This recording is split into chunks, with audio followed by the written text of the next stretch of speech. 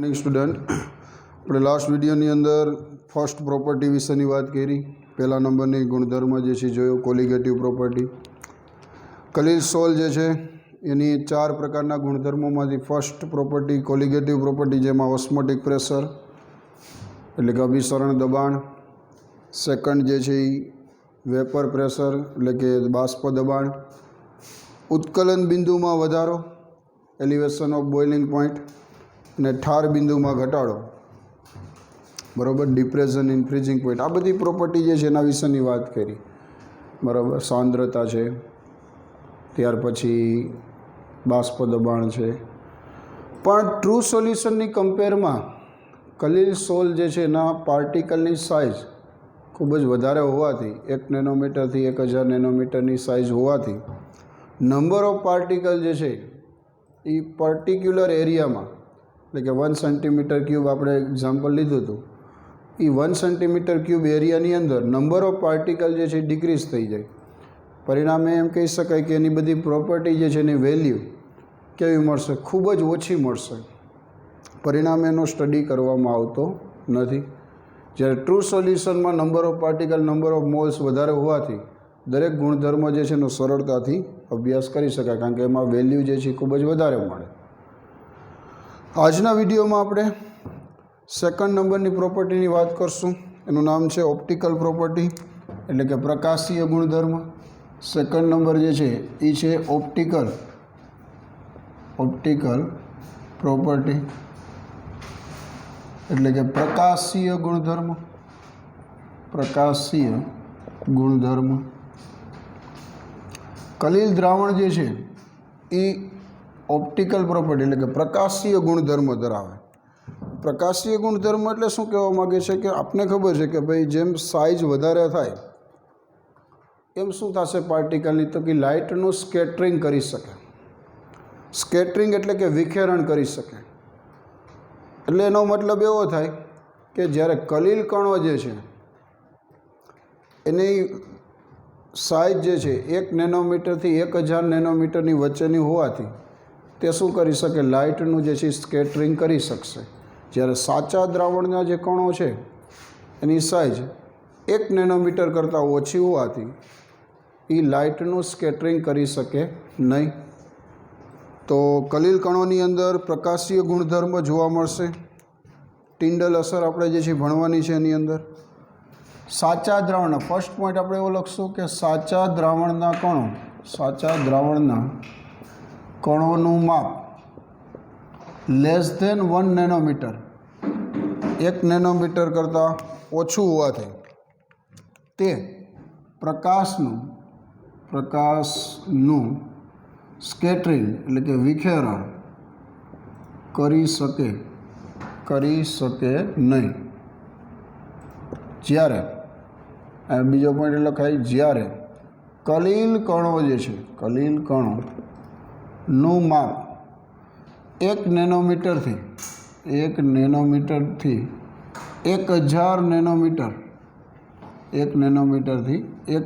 નેનોમીટરની વચ્ચેનું હોવાથી 1 નેનોમીટરથી ચાલુ કરી અને કેટલું કીધું? તો 1000 નેનોમીટરની વચ્ચેનું હોવાથી તે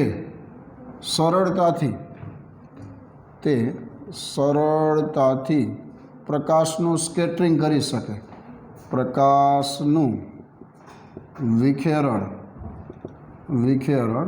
કરી શકે. સ્કેટરિંગનો મતલબ શું થાય? તો કે સ્કેટરિંગનો મતલબ એવો થાય કે જેના ઉપર પ્રકાશ પડે તો એ શું કરે? પ્રકાશ, લાઇટ જે પડે છે લાઇટનું શું કરે? દરેક દિશામાં શું કરે? વિખેરણ કરે. માની લો કે આ કોલાઇડ પાર્ટિકલ છે, બરાબર. આ કોલાઇડ પાર્ટિકલ ઉપર માની લો કે લાઇટ પડી, પ્રકાશ પડ્યો, તો એ પ્રકાશ જે છે એનું શું થશે? દરેક દિશામાં વિખેરણ કરશે. દાખલા તરીકે હું એમ કહું લાઇટ પડે છે એટલે આ દિશામાં વિખેરણ થયું, આ દિશામાં વિખેરણ થયું, દરેક દિશામાં શું કરશે? વિખેરણ કરી શકે. તો આને શું કહેવાય? લાઇટ જે છે એનું સ્કેટરિંગ થયું કહેવાય, વિખેરણ થયું કહેવાય. કલીલ કણો કરી શકે કારણ કે એની સાઇઝ જે છે વધારે છે. જ્યારે ટ્રુ સોલ્યુશનના કણની જે સાઇઝ ખૂબ જ ઓછી છે એટલે એની સાથે લાઇટ માની લો કે પાસ થશે તો એની સાથે અથડાઈને શું થઈ જશે? લાઇટ જે છે નીકળી જશે બીજી બાજુથી. તો પાથ નહીં જોઈ શકાય, તો એના માટે એમ કહેવાનું કે કલીલ કણોમાં જ જે છે એ ટિન્ડલ અસર અથવા તો લાઇટ જે છે એનું સ્કેટરિંગ થાય છે. આનું એક ઉદાહરણ આપું. દાખલા તરીકે એમ કહું કે ભાઈ સાચું સોલ્યુશન એક પાત્રમાં ભરેલું છે. આ રીતના માની લો એક પાત્ર છે, એમાં સાચું દ્રાવણ જે છે એ ભરેલું છે, બરાબર. સાચું દ્રાવણ ભરેલું હોય એટલે કે ખાંડનું માની લો પાણીમાં મિશ્રણ છે, એમાં દ્રાવક તરીકે પાણી છે ને સોલ્યુટ તરીકે ખાંડના કણો છે. ખાંડના કણોની સાઇઝ આપને ખબર છે ખૂબ જ ઓછી હશે, એટલે કે ડિસ્પર્સિંગ ફેઝ. આ માની લો ખાંડના કણો છે. આ ટ્રુ સોલ્યુશનની આપણે વાત કરી છીએ અત્યારે, બરાબર. આ જે છે રેડ પાર્ટિકલ છે એ ડિસ્પર્સિંગ ફેઝ છે, બ્લુ કલર જે છે એ ડિસ્પર્સન મીડિયમ છે. હવે આમાંથી માની લો કે લાઇટ પાસ કરવામાં આવે, કોઈ પણ લાઇટ જે છે એમાંથી માની લો પાસ કરવામાં આવે. માની લો કે આ રીતના લાઇટનો સોર્સ તમે લઈ લો, બરાબર. લાઇટ જે છે પાસ કરો આમાંથી, તો શું થશે? ટ્રુ સોલ્યુશનમાંથી લાઇટ જે છે ઇઝીલી સરળતાથી પાસ થઈ જશે, બરાબર. લાઇટનો સોર્સ જે છે, બરાબર, એની અંદરથી તમે લાઇટ પાસ કરો તો ટ્રુ સોલ્યુશન સાચું દ્રાવણના કણોની સાઇઝ ખૂબ જ ઓછી હોવાથી એમાંથી લાઇટ જે છે સરળતાથી પાસ થઈ જાય, પ્રકાશનું વિખેરણ નહીં થાય. આ લાઇટ તમે પાસ કરો તો એના 90 એંગલે 90 જે છે એના ખૂણે તમે લાઇટને ઉપરથી જોવાનો માની લો અહીંયા માઇક્રોસ્કોપ રાખો. માઇક્રોસ્કોપ આની અંદર અહીંયા ગોઠવેલું, એને તમે ઓબ્ઝર્વેશન કરો તો તમને લાઇટ જે છે જોઈ શકાશે નહીં, બરાબર. માઇક્રોસ્કોપ, બરાબર. તો એમાં લાઇટ જે છે જોઈ શકાશે નહીં. શું કામ? કારણ કે પાર્ટિકલની સાઇઝ જ ખૂબ જ ઓછી છે. એટલે લાઇટ જે છે એનો પાથ પણ નહીં જોઈ શકાય, કઈ પાથમાં જે છે લાઇટ જે છે આવે છે. તમને બીજું ઉદાહરણ આપું. દાખલા તરીકે આ જે પ્રયોગ જે છે એ પ્રયોગ બંધ ઓરડો હોય, એટલે કે ડાર્ક રૂમની અંદર જ કરવામાં આવે. શેમાં કરવામાં આવે? તો કે ડાર્ક રૂમ જે છે એની અંદર ટ્રુ સોલ્યુશન લઈ અને લાઇટ જે છે ડાર્ક રૂમમાં આ પ્રયોગ જે છે એક્સપેરિમેન્ટ કરવામાં આવે. કે તમે લાઇટ પાસ કરો તો શું થશે? એનું વિખેરણ થશે નહીં. એટલે એનો મતલબ એવો થયો કે લાઇટનો પાથ જે છે, પાથ તમે જોઈ શકશો નહીં. ઉપરથી તમે 90ના ખૂણે માની લો 90 કાટખૂણે તમે ઉપરથી ઓબ્ઝર્વેશન કરો માઇક્રોસ્કોપથી, તમને સોલ્યુશનમાં અંધારું જ લાગશે. તમને એની અંદર જે છે લાઇટ જોઈ શકાશે નહીં. કોઈ પણ પાર્ટિકલ કે કોઈ પણ સબસ્ટન્સ જોઈ ક્યારે શકાય? તો કે એની ઉપર જ્યારે લાઇટ પડે, એ લાઇટનું શું કરે? એ સ્કેટરિંગ કરે, બધી દિશામાં વિખેરણ કરે, તો એનો પાથ જે છે જોઈ શકાય. તમને એક ઉદાહરણ આપું. રાત્રે જે વાહનોની હેડલાઇટમાંથી પડતો જે ફોક્સ હોય, એ ફોક્સ કઈ રીતના હોય? માની લો હેડલાઇટ છે, એ હેડલાઇટમાંથી આ રીતના ફોક્સ પડે. એ ફોક્સ જે છે એમાં આપને ખબર છે કલીલ કણો, જે ડસ્ટ પાર્ટિકલ, આ બધા કલીલ કણો જે છે, બરાબર. કલીલ કણો શું કરે છે? એ લાઇટનું શું કરશે? સ્કેટરિંગ કરશે, એટલે કે વિખેરણ કરશે. આ કલીલ કણો છે બધા, બરાબર. લાઇટ જે છે એનું વિખેરણ કરે એટલે શું થશે? બધી દિશામાં આ રીતના વિખેરણ કરે. માની લો આ કલીલ કણો આ દિશામાં, બધી દિશામાં પ્રકાશ જે છે એનું વિખેરણ કર્યું. આ કલીલ કણે કર્યું. વિખેરણ કરે એટલે શું થશે? તો કે આવી રીતના તમને આખો એક પાથ જે છે જોઈ શકાશે. આ રીતના એક આખો પાથ તમને જોવા મળશે, બરાબર. આ કલીલ કણ છે એ માની લો વિખેરણ કરે છે. દરેક કલીલ કણ જે છે એ શું કરશે? લાઇટનું સ્કેટરિંગ કરશે. સ્કેટરિંગ કરે એટલે શું થશે? આખો પાથ તમને આવો જે છે એ જોવા મળશે, બરાબર. આ માની લો કલીલ કણ વિખેરણ કરે છે, આ કલીલ કણ વિખેરણ કરે, એટલે આખો પાથ તમને જોઈ શકાશે. એની અંદર જે વાહનોની હેડલાઇટમાંથી જે પડતો ફોક્સ હોય એમાં શું થાય? તો પર્ટિક્યુલર પાથ તમે સરળતાથી જોઈ શકો. શું કામ? કે કલીલ કણો જે છે એની સાઇઝ વધારે છે. સાઇઝ વધારે હોવાથી શું થશે? તો કે વિખેરણ કરી શકશે, લાઇટનું સ્કેટરિંગ કરી શકે. તો વાહનોની હેડલાઇટમાંથી જે પડતો ફોક્સ હોય, એને લખાય વાહનોની હેડલાઇટમાંથી પડતો ફોક્સ, એ ફોક્સ જે છે એમાં ડસ્ટના જે પાર્ટિકલ છે, ધૂળના જે પાર્ટિકલ હોય એ પાર્ટિકલ શું કરે, લાઇટનું સ્કેટરિંગ કરે. સ્કેટરિંગ કરે એટલે શું થશે, આખો એક પાથ તમે જોઈ શકશો. અને પાથ જે છે એને કહેવાશે પ્રકાશિત થયેલો માર્ગ, એને કહેવાય ટિન્ડલ કોન કહેવાય. આનું નામ શું અપાય, ટિન્ડલ કોન, ટિન્ડલ શંકુ. બરાબર. તો ટિન્ડલ અસર જે છે એ તમે ટ્રુ સોલ્યુશનમાં તો ઓબ્ઝર્વ થતી જ નથી. શું કામ? કારણ કે એના પાર્ટિકલ ખૂબ જ સાઇઝ નાની છે, 1 નેનોમીટર કરતાં ઓછી છે. કોઈ પણ સબસ્ટન્સ જોઈ ક્યારે શકો, તો કે જ્યારે એની ઉપર લાઇટ પડે. લાઇટ પડે અને એ લાઇટ જે છે એ શું કરે, તો કે એ એબ્સોર્બ કરશે એ સબસ્ટન્સ, અને એ એબ્સોર્બ કરીને પછી શું કરશે, રિફ્લેક્ટ કરશે. અને રિફ્લેક્ટ કરેલી લાઇટ જે છે જ્યારે આપણી આંખ ઉપર પડે ત્યારે એ સબસ્ટન્સને આપણે શું કરી શકીએ, તો કે જોઈ શકીએ.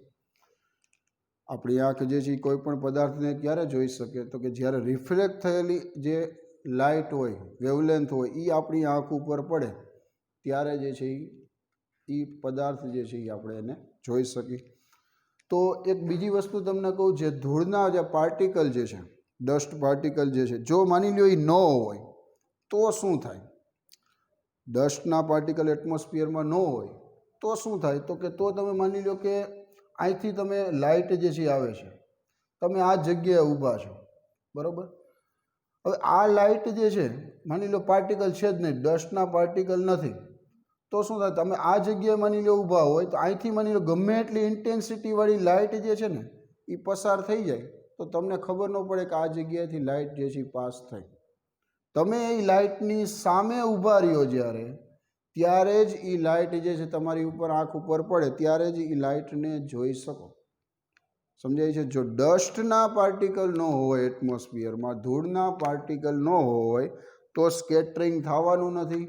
સ્કેટરિંગ થાય નહીં એટલે એનો મતલબ એવો થાય કે એ લાઇટને જોઈ શકો નહીં. માની લો હું અત્યારે અહીંયા ઊભો છું તો મારી આંખ પાસેથી આ રીતના સીધી માની લો કે કોઈ પણ ઇન્ટેન્સિટીવાળી લાઇટ પસાર થઈ જાય, બરાબર. ખૂબ જ વધારે ઇન્ટેન્સિટીવાળી લાઇટ પાસ થઈ જાય તો મને ન દેખાય. શું કામ ન દેખાય? કારણ કે ડસ્ટ પાર્ટિકલ છે જ નહીં. ડસ્ટ પાર્ટિકલ હોય નહીં એટલે એનો મતલબ શું થશે, ધૂળના રજકણો નથી, કલીલ કણો નથી. અને કલીલ કણો નથી એટલે એનો મતલબ સ્કેટરિંગ નથી થવાનું. સ્કેટરિંગ ન થાય એટલે એનો મતલબ એવો છે કે એ લાઇટને આપણે જોઈ શકતા નથી. જો એની સામે ઊભો રહું તો જ એ લાઇટને જે છે જોઈ શકાય. આપણી આંખ ઉપર પડે ત્યારે જ એ લાઇટ જે છે જોઈ શકાય. તો ડસ્ટ પાર્ટિકલ હોવાથી અત્યારે પણ અહીંયા લાઇટ આવવાની રૂમ છે તો આ રૂમની અંદર પણ ડસ્ટના પાર્ટિકલ છે, એમાં ધૂળના રજકણો જે છે એ શું થતા હોય, તો કે એ સ્કેટરિંગ કરતા જ હોય. પણ એમાં તમને પર્ટિક્યુલર પાથ ન જોઈ શકો અત્યારે. શું કામ? તો કે ભાઈ આની અંદર જે છે એ શું છે, તો કે ભાઈ દરેક જગ્યાએ માની લો આ પાર્ટિકલ જે છે એ પાર્ટિકલ ઉપર લાઇટ પડી, શું થયું, તો કે એને ટચ કરીને બીજી જગ્યાએ રિફ્લેક્ટ થઈ ગઈ. વળી પાછો આ પાર્ટિકલ છે એના ઉપર લાઇટ પડી, એ બીજી જગ્યાએ રિફ્લેક્ટ થઈ ગઈ. આપણી આંખ ઉપર નથી પડતા અને સાઇઝ પણ કેવી છે, ખૂબ જ ઓછી છે. તો કહેવાનો મતલબ એ કે ક્યારે જોઈ શકાય, જ્યારે ડાર્ક રૂમ હોય, બંધ ઓરડાની અંદર જ્યારે આ એક્સપેરિમેન્ટ કરતા હોય ત્યારે તમને ખબર પડે કે ભાઈ એક લાઇટ એક હોલમાંથી માની લો સૂર્યપ્રકાશ જે છે એ પડતો હોય તો એ સૂર્યપ્રકાશનો જે લીસોટો જોવા મળે, એ લીસોટો જોવા મળે છે એટલે એનો પાથ ક્લિયર થાય છે કે આ જગ્યાએથી લાઇટ આવે છે, આ જગ્યાએ જાય છે. વચમાં જે છે ડસ્ટના જે પાર્ટિકલ, એ પાર્ટિકલ કલીલ કણો, અને એ કલીલ કણો શું કરે છે, તો કે લાઇટ જે છે, પ્રકાશ જે છે એનું વિખેરણ કરે છે એટલે પાથ જોઈ શકાય છે, બરાબર. વાહનોની હેડલાઇટમાંથી પડતો જે ફોક્સ જે છે એ એક પ્રકારનું શું છે, તો કે કલીલ અસર જે છે, ટિન્ડલ અસરનું જ ઉદાહરણ કહી શકાય. બીજો એક એક્સપેરિમેન્ટની વાત કરી, માની લો આ રીતના એક પાત્ર લઈ એની અંદર કલીલ દ્રાવણ જે છે ભરેલું છે. માની પહેલાં આપણે ટ્રુ સોલ્યુશનની વાત કરી, હવે આપણે કલીલ દ્રાવણની વાત કરી. આ રીતના ડિસ્પર્સન મીડિયમ છે અને ડિસ્પર્સન મીડિયમ કોઈ પણ તમે લઈ શકો, આલ્કોહોલ લઈ શકો, પાણી હોઈ શકે, કોઈ પણ હોઈ શકે. એમાં કલીલ કણો જેની સાઇઝ ખબર છે 1 નેનોમીટરથી 1000 નેનોમીટરની વચ્ચેની છે, એટલે કે આ બધા કલીલ કણો છે, બરાબર. વધારે સાઇઝના કણોની આપણે વાત કરી છે. ટ્રુ સોલ્યુશન નથી અત્યારે, હવે આપણે વાત કરી છે કલીલ દ્રાવણની વાત કરી છે. હવે એમાંથી માની લો લાઇટ પાસ કરો, આ લાઇટનો માની લો ફોક્સ જે છે, બરાબર, એમાંથી તમે લાઇટ પાસ કરો છો. અહીંયા એક માની લો કે એક લેન્સ લેન્સ જે છે એ ગોઠવેલો છે, બરાબર, કે લાઇટને એક જગ્યાએ શું કરે, એ એકત્રિત કરી શકે સોલ્યુશનમાં, બરાબર. આ રીતના એક લેન્સ છે, એ લેન્સ અહીંયા માની લો કલિલ દ્રાવણમાં એકત્રિત કરે છે લાઇટને. અહીંયા એક કલિલ કણ આવ્યો, કલિલ કણ અહીંયા આવશે એટલે લાઇટ જે છે એનું શું થશે, સ્કેટરિંગ થશે, વિખેરણ થશે. એટલે શું કહેવાય, બધી દિશામાં માની લો ઉપરની દિશામાં, નીચેની તરફ, ડાબી તરફ, જમણી તરફ, બરાબર, આ બધી દિશામાં શું થશે, આવી રીતના વિખેરણ થશે. અહીંયા તમે 90 અંશના ખૂણેથી ઉપરથી માઇક્રોસ્કોપ, અલ્ટ્રા માઇક્રોસ્કોપ માની લો રાખેલું છે અને ઓબ્ઝર્વેશન કરો દ્રાવણમાં, બરાબર, તો તમને શું જોવા મળશે એની અંદર, તો કે અહીંયા સ્કેટરિંગ એટલે લાઇટ જે છે જોઈ શકાશે, બરાબર. આ રીતના તમે ઓબ્ઝર્વેશન કરો.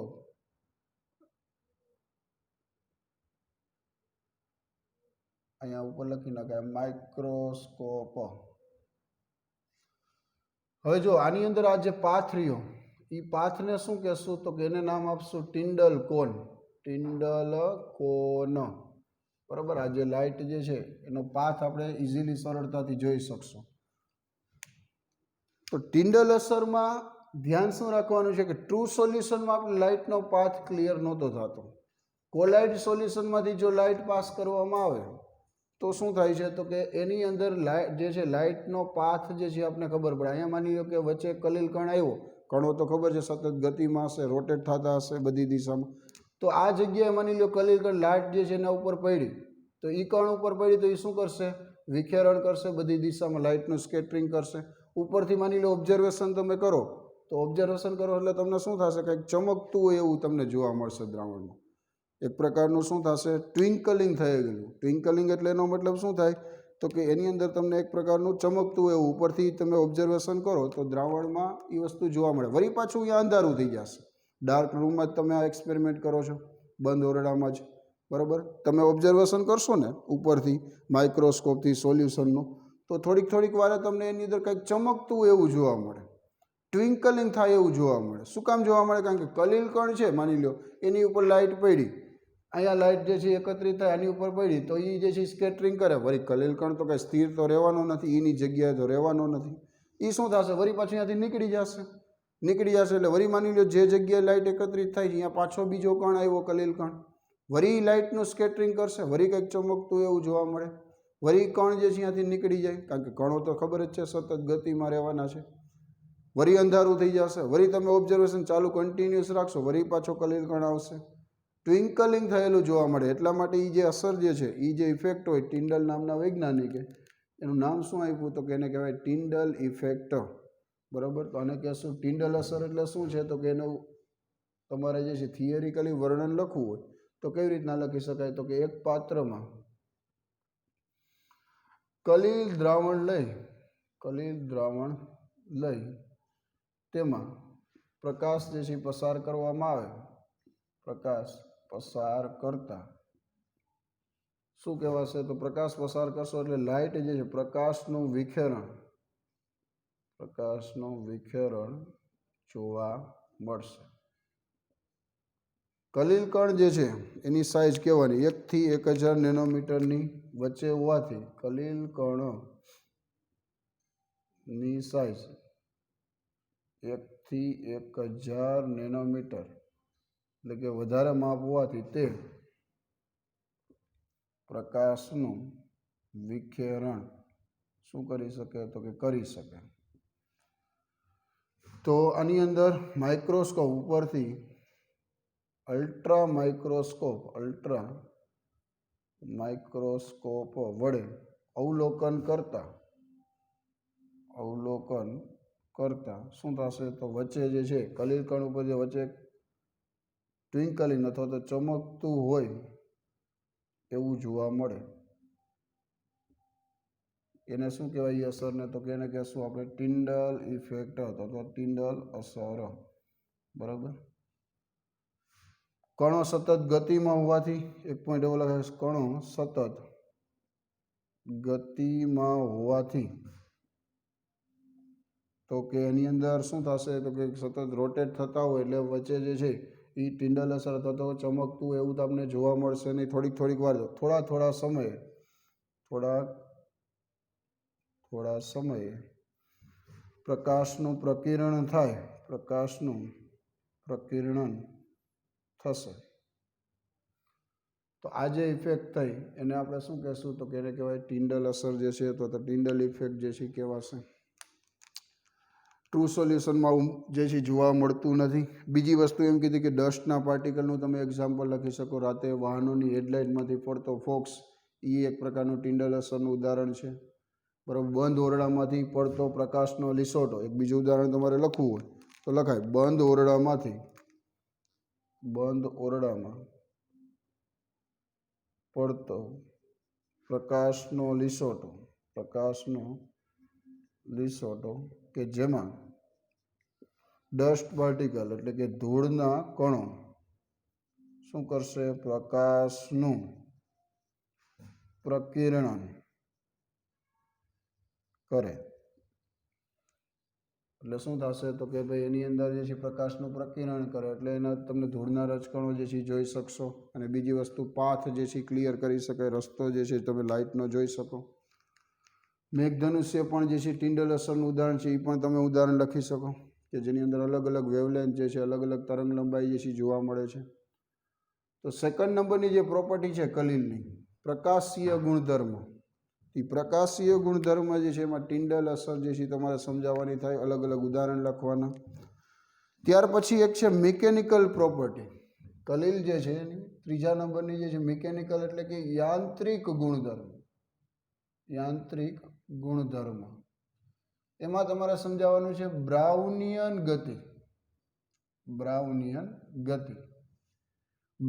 ગતિ એટલે એનો મતલબ શું થાય? તો એની આપણે વાત કરીએ. બ્રાઉનિયન એટલે કે બ્રાઉનિયન જે છે એ સાયન્ટિસ્ટનું નામ છે. એનું સાચું નામ શું? ટૂંકમાં એને કહેવાય રોબર્ટ બ્રાઉન. એને જે છે શું કામ કર્યું? તો કે એને કલિલ કણો જે છે, એનું ઓબ્ઝર્વેશન કરી અને એને એવી વાત કરી કે કલિલ કણો જે છે એ સોલ્યુશનમાં ક્યારેય નીચે જે છે એ સ્ટેબલ થતા નથી. શું કીધું એને? કલિલ કણો જે આપને ખબર છે, માની લો રેતી હોય, એ રેતીને તમે પાણીમાં નાખો તો રેતીના કણો રેતીના પાણી સાથે પહેલાં માની લો કે માટી અથવા તો રેતી લઈ લો, એને પાણી સાથે મિક્સ કરી નાખો, સ્ટેરિંગ કરી નાખો. થોડીક વાર પછી શું થશે? તો રેતીના બધા કણો તો માટીના કણો ક્યાં આવી જશે? પાત્રના તળિયે આવી જશે. તો એ સેટલ ડાઉન થઈ ગયા. બરાબર. પણ આવી વસ્તુ કલિલમાં નથી થતી. કલિલ કણો જે છે એ સતત કેમાં હોય છે? કન્ટિન્યુઅસ ગતિમાં હોય છે. આપને ખબર છે, તમને મેં ઉદાહરણ પણ આપ્યું હતું આગલા વિડીયોમાં કે ભાઈ એક લાઇટ જે છે બંધ ઓરડામાંથી માની લો પ્રકાશનો લીસોટો પડે છે તો એમાં જે ડસ્ટ પાર્ટિકલ છે, ધૂળના રજકણો જે છે એ શું હોય? તમે જોશો, એનું ઓબ્ઝર્વેશન કરો ને તો એ સતત તમને આવી રીતના રોટેટ થતા હોય, સતત ગતિમાં હોય. શું કામ ગતિમાં હોય? એના માટેનું કારણ આપણે વાત કરી. રોબર્ટ બ્રાઉને શું કીધું? તો કે કલિલ કણો જે છે એ કન્ટિન્યુઅસ ગતિમાં હોય છે. એક પ્રકારની ગતિ કરતા અવ્યવસ્થિત ગતિ, ઝિગઝેગ પ્રકારની ગતિ કરતા હોય. ઝિગઝેગ પ્રકારની ગતિ એટલે એની અંદર વાત કરી કેવી ગતિ? તો કે ભાઈ માની લો આ રીતના પાત્ર છે, એમાં કલિલ કણ જે છે, બરાબર, આ કલિલ કણ જે છે એ માની લો કે આ દિવાલ સાથે અથડાઈને એની દિશા જે છે આ દિશામાં આવી ગયો કલિલ કણ. વળી પાછો અહીંયા બીજા કલિલ સાથે અથડાઈને આ દિશામાં આવી ગયો. વળી બીજા કણ સાથે અથડાઈને ઉપર વયો ગયો. વળી પાછો એ નીચે આવી ગયો. વળી પાછો જે કણ બીજા સાથે અથડાઈને અહીંયા આ દિવાલ સાથે અથડાયો. ટૂંકમાં આ જે છે અવ્યવસ્થિત જે ગતિ હોય કલિલ કણોની, એ અવ્યવસ્થિત ગતિને શું કહેશું? તો કે એને કહેશું આપણે બ્રાઉનિયન ગતિ. માની લો આ જગ્યાએથી તમે લ્યો, આમ લઈ લો, ઝિગઝેગ પ્રકારની ગતિ કે જેની અંદર એનો પાથ ક્લિયર ન હોય. કઈ દિશામાં કલિલ કણ જશે એનો પાથ જે છે એ ક્લિયર ન હોય. એને આપણે શું કહેશું? તો કે એને કહેશું ઝિગઝેગ પ્રકારની ગતિ, જેને કહેવાશે ટૂંકમાં બ્રાઉનિયન ગતિ. નું નામ છે બ્રાઉનિયન ગતિ. આ વસ્તુ જે છે રોબર્ટ બ્રાઉન નામના વૈજ્ઞાનિકે કરી. રોબર્ટ બ્રાઉને એક એક્સપેરિમેન્ટ બાયોલોજીકલ હતો. એને પુષ્પની જે પરાગરજ હોય એ પરાગરજને પાણીમાં મૂકી એનું ઓબ્ઝર્વેશન કર્યું. અને એ ઓબ્ઝર્વેશનમાં એવું એને જોવા મળ્યું કે પરાગરજ જે છે એ સતત ગતિમાં હોય, કન્ટિન્યુઅસ જે છે એ ગતિ કરતી જોવા મળી. એવી જ ઘટના પાછી શેમાં તો કે કલીલ કણો માટે જોવા મળી. અને કલીલ કણો જે છે એ સતત ગતિમાં હોય, એ જે ગતિ કરે છે ઝીગઝેગ પ્રકારની અવ્યવસ્થિત ગતિ, એ ગતિને શું નામ આપ્યું તો કે એને કીધું બ્રાઉનિયન ગતિ. બરાબર. તો એક પોઈન્ટ એવો લખશું, કલીલ કણો સતત ગતિમાં જોવા મળે. આ જે અવ્યવસ્થિત પ્રકારની જે ગતિ છે એને નામ આપ્યું, એને શું તો કે બ્રાઉનિયન ગતિ. ઉદાહરણ લખવું હોય તો પુષ્પની પરાગરજ નું અવલોકન કરી પરાગરજ જે છે એ પાણીની અંદર સતત અવ્યવસ્થિત ગતિ કરતા જોવા મળે. એવી જ ઘટના કહેવાનું કલીલ કણો માટે, કલીલ કણો માટે જોવા મળી. ચાલો બીજી વસ્તુ આની અંદર, કલીલ કણો જે છે ગતિમાં શું કામ રહે છે તો કે એક તો એની સાઇઝ 1 નેનોમીટરથી 1000 નેનોમીટર, એટલે કે એનો મતલબ એની ઘનતા જે છે એટલી બધી વધારે નહીં થાય. ડિસ્પર્સન મીડિયમ હોય માધ્યમ, એ માધ્યમની અંદર કણો જે છે એકબીજા સાથે અથડાતા હશે. અને બીજી વસ્તુ પાત્રની દિવાલ સાથે પણ અથડાતા હશે. માની લો કે આ પાત્ર છે, એ પાત્રમાં ઘણા બધા આવી રીતના કલીલ કણો છે, તો એ એકબીજા સાથે અથડાતા હશે. અથડાય એટલે શું થશે તો કે સતત ગતિમાં રહેશે. બરાબર. આ કણો એકબીજા સાથે અથડાય એટલે શું થાય, સતત ગતિમાં રહેશે. બીજી વસ્તુની આગળ વાત કરી તો વિસ્કોસિટી એક આમાં ખાસ કરીને શબ્દ મહત્વ, સ્નિગ્ધતા. શું નામ કીધેલું છે? વિસ્કોસિટી. વિસ્કોસિટી એટલે કે સ્નિગ્ધતા. હવે જો તમે જે કાંઈ સોલ્વેન્ટ હશે, સોલ્વેન્ટ એની વિસ્કોસિટી તમે માની લો વધારે લઈ લો તો એ જે મોમેન્ટ થાય છે, અવ્યવસ્થિત જે ગતિ થાય છે, એ ગતિમાં શું ફેરફાર થાય? તો વિસ્કોસિટી માની લો વધારે તમે લ્યો સ્નિગ્ધતા સોલ્વેન્ટની, તો શું થશે તો કે તો જે છે કણોની ગતિ કેવી થઈ જશે? ઓછી થઈ જશે. સમજાય છે? તમને ઉદાહરણ આપું, માની લો ગુલાબજાંબુની ચાસણી તમે લ્યો અને રસગુલ્લાની ચાસણી લ્યો. તો ગુલાબજાંબુની ચાસણી જે છે એ વધારે પડતી વિસ્કોસિટીવાળી કઈ સ્નિગ્ધતા એની વધારે હશે. જ્યારે રસગુલ્લાની માની લો જે ચાસણી આવે એની અંદર એની સ્નિગ્ધતા કેવી હોય? ઓછી હોય. તો ગતિ કેમાં વધારે થશે? તો રસગુલ્લાની ચાસણીમાં થશે. શું કામ? તો એનું કારણ શું તો કે એની વિસ્કોસિટી ઓછી છે ને, સ્નિગ્ધતા ઓછી છે, એટલે કણો સહેલાઈથી એક જગ્યાએથી બીજી જગ્યાએ જઈ શકવાના. જ્યારે ગુલાબજાંબુની ચાસણીમાં ખાંડનું પ્રમાણ વધારે છે તો બેમાં ખાંડ પાણીમાં જ ઉગાડેલી છે, પણ ખાંડનું પ્રમાણ કેમાં વધારે રાખેલું છે તો કે ગુલાબજાંબુની ચાસણીમાં. તો કહેવાનો મતલબ જે દ્રાવણ જે છે, જેની દ્રાવકની વિસ્કોસિટી જેની વધારે હશે, એની અંદર કણોની ગતિ જે છે એ કેવી થઈ જશે? ઓછી થઈ જશે. તો એક પોઈન્ટ આપણે આમાં, જેની વિસ્કોસિટી, જે દ્રાવકની સ્નિગ્ધતા વધારે હોય, વિસ્કોસિટી વધારે હોય, એની અંદર કણોની ગતિ એટલે કે બ્રાઉનિયન ગતિ કેવી થશે તો કે ઓછી થશે. જેની સ્નિગ્ધતા ઓછી હશે, જે દ્રાવકની સ્નિગ્ધતા ઓછી હોય એમાં બ્રાઉનિયન ગતિ કેવી હશે તો કે વધારે હશે.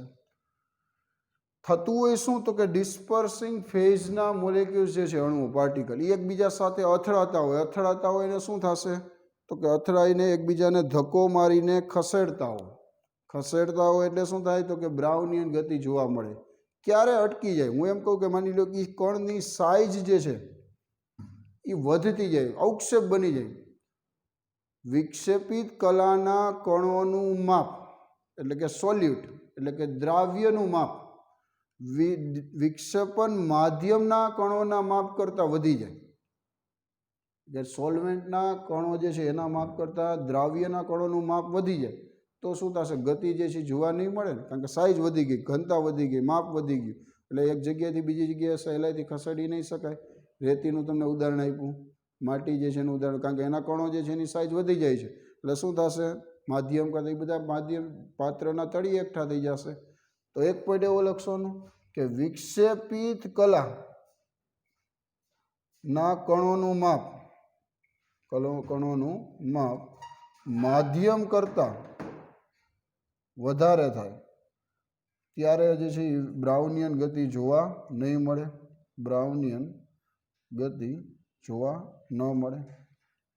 બીજી વસ્તુ, આ ગતિ જે છે એમાં એક ગુરુત્વાકર્ષણ બળ ગ્રેવિટેશનલ ફોર્સ પણ લાગતો હોય ને, કારણ કે કોઈ પણ પદાર્થ ઉપર ગુરુત્વાકર્ષણ બળ તો લાગે છે. ગુરુત્વાકર્ષણ બળ જે છે એનો સામનો આ કણો જે છે કલીલ કણો એ ગતિમાં ક્યારે રહી શકે, તો કે ગ્રેવિટેશનલ ફોર્સ કરતાં બીજા કણો જે છે માધ્યમના કણો જે છે એ વધારે ફોર્સ લગાડતા હોય ત્યારે જ કણો ગતિમાં રહી શકે ને. હવે માની લો ગુરુત્વાકર્ષણ બળનું મૂલ્ય વધી જાય તો કણો બધા સેટલ ડાઉન થઈ જાય ને, પાત્રમાં નીચે આવી જાય. પણ ગુરુત્વાકર્ષણ બળ કરતાં વધારે બળ લગતું હોય તો જ એ કણો જે છે સતત શેમાં રહે, કન્ટિન્યુઅસ ગતિમાં રહી શકે.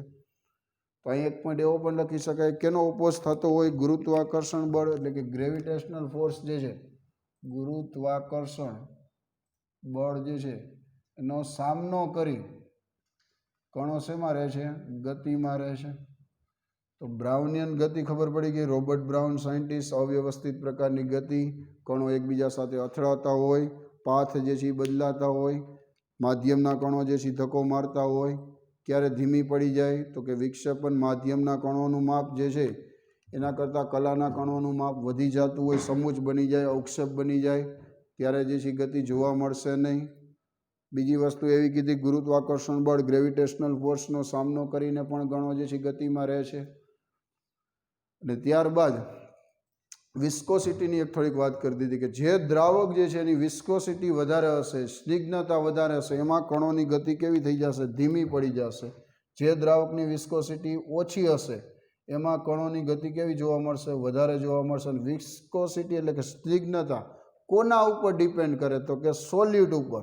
શેના ઉપર ડિપેન્ડ કરે છે, સોલ્યુટ એટલે કે દ્રાવ્ય ઉપર ડિપેન્ડ કરે. દ્રાવ્ય એટલે કે દ્રાવ્યના કેટલા કણો એડ કરો છો, નંબર ઓફ પાર્ટિકલ. તમે નંબર ઓફ પાર્ટિકલ વધારે લઈ લ્યો તો શું થશે, તો કે તો જે છે એની વિસ્કોસિટી કેવી થશે, વધારે. તમે ખાંડ વધારે એડ કરો છો ત્યારે એ ચાસણી વધારે સ્નિગ્ધતાવાળી બને છે ને, ખાંડ તમે ઓછી એડ કરો તો ચાસણી જે છે કેવી બને, તો કે ઓછી સ્નિગ્ધતાવાળી જે છે બને. નંબર ઓફ પાર્ટિકલ ઉપર ડિપેન્ડ કરે. જેમ નંબર ઓફ પાર્ટિકલ ઓછા હોય એમ શું થશે, તો કે એમ જે છે વિસ્કોસિટી જે છે કેવી મળશે, ઓછી મળશે. જેમ નંબર ઓફ પાર્ટિકલ વધારે હશે એમ શું થાય, વિસ્કોસિટી વધારે મળે. બરાબર, ખાંડ ઉપર ડિપેન્ડ કરે છે.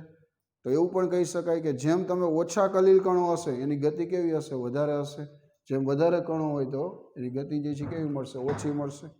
તો ટિન્ડલ ઇફેક્ટ સેકન્ડ નંબરની પ્રોપર્ટી. ઓપ્ટિકલ પ્રોપર્ટી થર્ડ નંબરની પ્રોપર્ટીની વાત કરી. થર્ડ નંબરની પ્રોપર્ટી જે છે એનું નામ છે બ્રાઉનિયન મોમેન્ટ. ઓપ્ટિકલ જે છે પ્રોપર્ટીમાં પ્રકાશીય ગુણધર્મ કેવી રીતના સમજ્યા, તો કે ટ્રુ સોલ્યુશનમાંથી તમે માની લો કે લાઇટ પાસ કરો તો એ લાઇટ પાસ કરો તો એનો પાથ જે છે ક્લિયર કરી શકાતો નથી, જોઈ શકાતો નથી. શું કામ, એનું કારણ શું કીધું, તો કે એનું કારણ એવું કીધું કે ટ્રુ સોલ્યુશનના પાર્ટિકલની સાઇઝ લેસ ધેન 1 નેનોમીટર છે, એટલા માટે એ લાઇટનું સ્કેટરિંગ કરી શકે નહીં. જ્યારે તમે કોલાઇડ સોલમાંથી જો લાઇટ પાસ કરવામાં આવે તો કોલાઇડ પાર્ટિકલની સાઇઝ વધારે હોવાથી તે સરળતાથી બધી દિશામાં લાઇટનું સ્કેટરિંગ કરી શકે. આથી એમ કહી શકાય કે એની અંદર જે છે ટિન્ડલ અસર જોવા મળશે.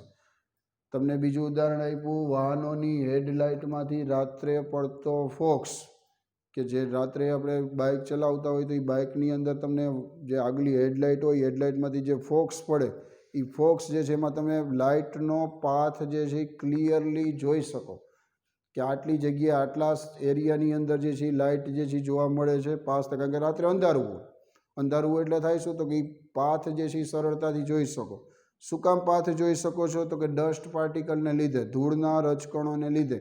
એ રજકણો જો ન હોય તો તમે ગમે એટલી ઇન્ટેન્સિટીવાળી લાઇટ તમારી નજીકથી જ જો પાસ થઈ જાય તો તમે એ લાઇટને જોઈ શકો નહીં. બરાબર, હું અહીંયા માની લ્યો અત્યારે ઊભો હોય તો મારી આંખ પાસે ત્યાંથી નજીકથી ગમે એટલી ઇન્ટેન્સિટીવાળી લાઇટ પાસ થાય તો હું ન જોઈ શકું જો પાર્ટિકલ ન હોય તો.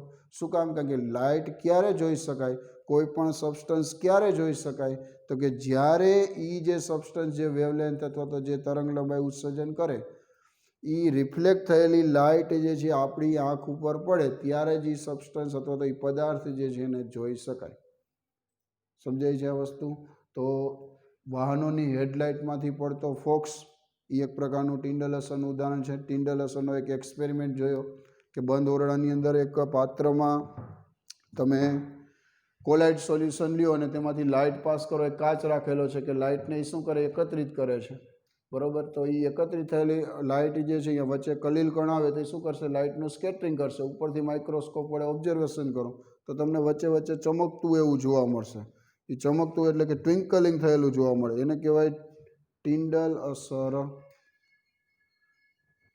થોડીક વાર બાદ વળી પાછું અહીંયા અંધારું થઈ જાય, વળી પાછું કંઈક ચમકતું એવું જોવા મળશે. શું કામ? કારણ કે કલીલ કણો તો ખબર સ્થિર તો છે જ નહીં, સતત કેમાં હશે, ગતિમાં હોય. ગતિમાં હોય એટલે થોડીક વાર બાદ અંધારું, વળી પાછું કંઈક ચમકતું, વળી પાછું અંધારું, એવી રીતના આખો જે છે જોવા મળશે. એને કહેવાય ટિન્ડલ અસર. અને બીજી વસ્તુ આ જે છે, બીજું ઉદાહરણ લખવું હોય તમારે ટિન્ડલ અસર, તો કે બંધ ઓરડો હોય એમાંથી જે લાઇટ એટલે કે સૂર્યપ્રકાશનો જે લીસોટો પડે છે એ એક પ્રકારનું ટિન્ડલ અસરનું ઉદાહરણ છે કે જેની અંદર ધૂળના રજકણો, ડસ્ટ પાર્ટિકલ જે છે એ શું કરે છે, તો કે લાઇટનું સ્કેટરિંગ કરે છે. એટલે પાર્ટિકલને પણ જોઈ શકો અને પાથ પણ જોઈ શકો. તમે થિયેટરની અંદર પણ જે ટિન્ડલ અસર જોવા મળે, મૂવી જોવા જાઓ તો એની અંદર જે તમને પાછળથી પ્રોજેક્શનમાં જે લાઇટનો શેડો પડે એ પાથ તમે ક્લિયરલી જોઈ શકો છો ને. પ્રોજેક્શનમાંથી જે તમને લાઇટ જે છે જોવા મળે, પાસ થતી હોય, તો એ એક પ્રકારની ટિન્ડલ અસર જ છે. ઘણા બધા ઉદાહરણ તમે લખી શકો ટિન્ડલ અસરના. રેડી? તો આજના લેક્ચર, આજના વિડીયોની અંદર આપણે આટલું રાખશું. નેક્સ્ટ વિડીયોની અંદર લાસ્ટ પ્રોપર્ટી જે છે, ઓપ્ટિકલ પ્રોપર્ટી, મિકેનિકલ પ્રોપર્ટી જોઈ. હવે આપણે ઇલેક્ટ્રિકલ પ્રોપર્ટીની વાત કરવાની છે. એમાં ઇલેક્ટ્રોફ્લોરેસિસ અને ઇલેક્ટ્રોઓસ્મોસિસની વાત કરશું. Okay, bye bye.